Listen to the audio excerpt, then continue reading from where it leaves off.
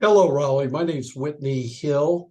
I'm putting out this story today to talk about a newspaper article I read recently in the News and Observer.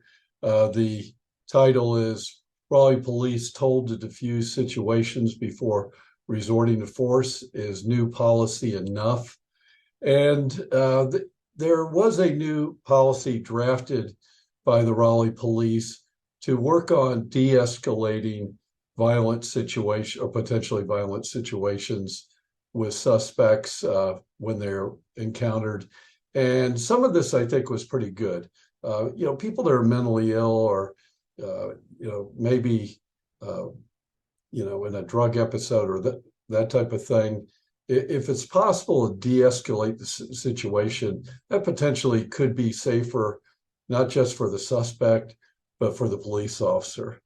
But this article implies that, well, gee, maybe we need to look at not having police officers draw their firearm when encountering a suspect that has a firearm, unless, I don't know, that suspect fires at him, I guess, or the situation, they wait for the situation to escalate to where the police officer's life is in danger. I think the potential for police officers not pulling their firearm out of the holster when encountering someone who is basically threatening them with a firearm has a lot of potential problems. That basically, in my opinion, is putting a target on our police officers, especially, once this policy is in place, criminals basically understand a police officer has to go through a dialogue with them, asking them to put their firearm down. And it's not just the police officer's safety, that to me is paramount, but also the people that they're defending.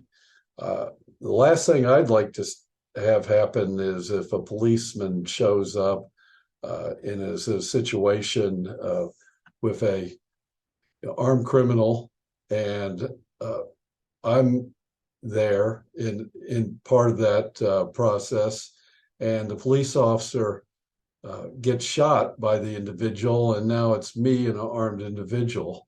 That's not a really great situation either. So it's just not about the protection of the police officer, but about the public at large. Now, in looking at the video, when the Molotov cocktail event happened at the South Raleigh Police Station, there was some rhetoric in there that certainly didn't help to diffuse the situation. I think the officers did what they had to do to protect themselves, but probably some additional training needs to happen so that officers understand how to verbally engage with a dangerous individual and potentially be able to talk that person down. Taunting them and making threats may not be necessarily the best way to do it. I think there's some improvements can be made on that. I also am glad that they've got the GoPro cameras on these guys. That's a good thing, not just for protection of the people, but also protection of the officers, so that the evidence is there, and when they're doing their job properly, that can be seen and they're protected as well. So those are just some of my views on this. I hope that we don't get to the point where the safety of a dangerous person is put over the safety of the officer and the public. And those are always, these guys have to make, our police officers have to make tough decisions while they're out there, and they should be able to have a clear set of guidelines that they can follow that allow them to protect themselves as well as the public while they're working with a potentially dangerous suspect.